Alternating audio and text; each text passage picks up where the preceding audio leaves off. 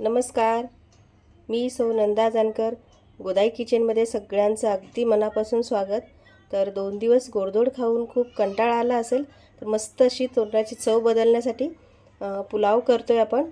Veg pulao अगदी जे घरात साहित्य असेल त्यामध्येच हे बनवून आपण बनवणार आहोत.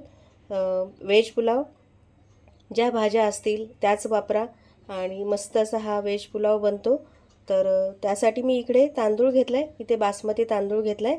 मी 2 वाट्या तांदूळ घेतला आणि अर्धा तास स्वच्छ धुवून भिजत घातला. ह्या वाटीने मी 2 वाट्या तांदूळ घेतला आहे.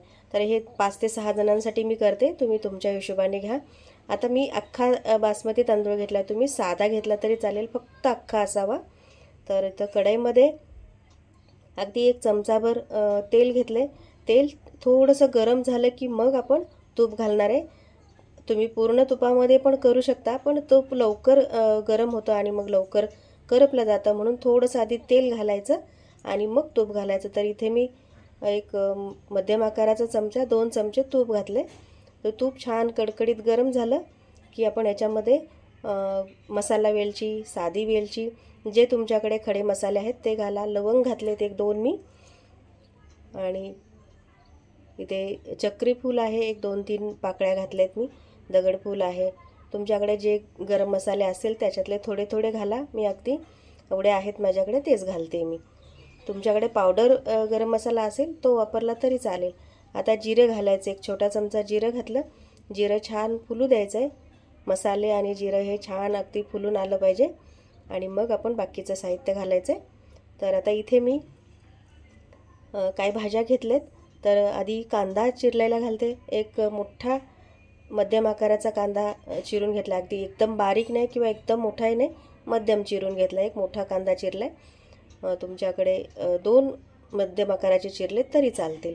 कांदा छान परतून घ्यायचा आहे. बघा, मस्त असा लालसर होईपर्यंत कांदा परतून घ्यायचा आहे. कांदा छान परतून झाला की त्याच्यात आलं लसूण मी असे चेचूनच घेतलं आहे. तुमच्याकडे पेस्ट असेल ती वापरली तरी चालेल. आता मात्र कांदा आणि लसूण आलं हे छान परतून झालं की मग याच्यामध्ये 1 मोठा टमॅटो मी असा मोठा मोठा चिरून घेतला आहे, तो घालायचा आहे. टमॅटो हे छान असा परतून घ्यायचा तेलाबरोबर. थोडासा नरम होऊ द्यायचा. मग अगदी कच्चाच ठेवला तुम्ही की भात परतून झाला, भात शिजून झाला तरी टमॅटो तसाच राहतो. आता इथे मी फरसबी घेतला आहे. एक मूठभर फरसबी आहे. फरसबीच्या शेंगा त्या घेतलेल्या आहेत. तुमच्याकडे ज्या भाज्या असतील त्या तुम्ही वापरू शकता. आता ह्या भाज्या ज्या घेतल्यात मी त्या छान तेलावर परतून घ्यायच्या आहेत. फरसबी आधी परतून घेतलं 1-2 सेकंद. आता याच्यात गाजर घेतले. अगदी 1 गाजर आहे, त्याचं कट करून घेतलं आहे. हा ताजा मटार आहे. तुमच्याकडे फ्रोझन असेल तो घेतला तरी चालेल. ताजाच मटर मी वापरला आहे. आता या भाज्या छान परतून घ्यायच्या. तुमच्याकडे ज्या भाज्या असतील त्या वापरा. याच्यामध्ये फ्लावरही घालू शकता तुम्ही. आत्ता माझ्याकडे नाही आहे. आता तेलामध्ये ह्या भाज्या छान परतून घ्यायच्या आहेत. आता गॅस कमी करायचा आणि मसाले जे आपण कोरडे मसाले घालणार आहे ते घालायचे आहेत. तर इथे मी किचन किंग मसाला घेतला आहे. तुमच्याकडे गरम मसाला असेल तो वापरला तरी चालेल.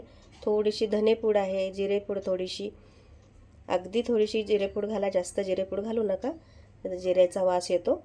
जास्त जिऱ्याचा आपण फोडणीला आहे जिरे घातलेले आहेत. आता हा मसाला छान परतून घ्यायचा आहे. कुठल्याही भाज्यांची फोडणी छान बसली पाहिजे तरच तुमचा पदार्थ रुचकर होतो. थोडीशी मी हळद घातली. अगदी पाव चमचा हळद घातली.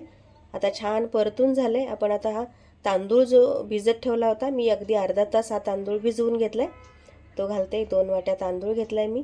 आता हा तांदूळ मात्र आपण अगदी सावकाश उलथन फिरवा. जास्त घाई करू नका, नाही तर मग भाताचे शीत मोडले जातात.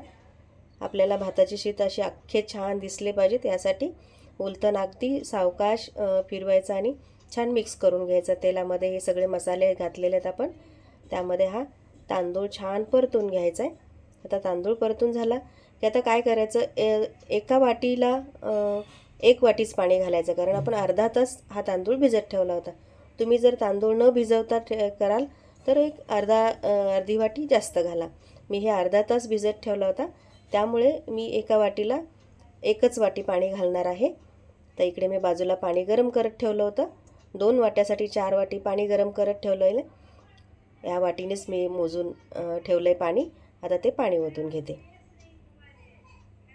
पाणी छान उकळून घ्यायचं, म्हणजे तुम्हाला पाणीही जास्त लागत नाही आणि मग आपण हे भाताची फोडणी केली ती पटकन उकळायला लागते. आता तुम्ही बघू शकताय पाणी ओतल्याबरोबर उकळी आली. अशा पद्धतीने केल्यामुळे काय होतं, चव अजिबात बिघडत नाही, छान चव राहते. मसाले एकत्र होतात पाण्याबरोबर, हे सगळे मसाले मग पटकन शिजले जातात आणि तांदूळही छान मस्त असा फुलून येतो. अशासाठी पाणी उकळतं घालायचं आणि अर्धा तास तांदूळ जर भिजत ठेवला तर तुम्ही एका वाटीला 1 वाटी पाणी असं घालायचं. चवीनुसार मीठ घालायचं आणि ह्याला छान उकळी काढायची. आणि 2 वाटीला मी 2 चमचे, माझं जे प्रमाण आहे ते मी घालते. तुम्ही तुमच्या हिशोबाने मीठ घाला. आता छान मिक्स करून घ्यायचं आणि याला उकळी येऊ द्यायची एक मोठी आणि मग गॅस कमी करायचा. हे बघा, बघू शकता तुम्ही छान उकळी आली. भाताची शीत अगदी मोकळे दिसत आहेत बघा. अशाच पद्धतीने आपल्याला हा भात करायचा आहे. आता झाकून ठेवायचं आणि भात शिजेपर्यंत किंवा एक 7 ते 8 मिनिट आपण मंद गॅसवर भात शिजवून घ्यायचा आहे. अगदी 7 ते 8 मिनिट झालेत. बघू शकता तुम्ही मस्त असा हा पुलाव तयार झाला. काही भाज्या असतील त्या वापरा. मसाले मी जास्त वापरले नाही तरीसुद्धा मस्त असा सुगंध येतो आहे माझ्या किचनमध्ये.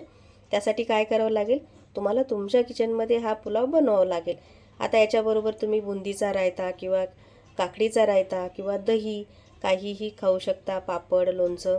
मस्त असा संध्याकाळचा बेत करा. बाप्पा आलेत, जास्त त्रास न घेता पटकन होतं. आपण नवीन एका रेसिपीमध्ये भेटूया. तोपर्यंत नमस्कार.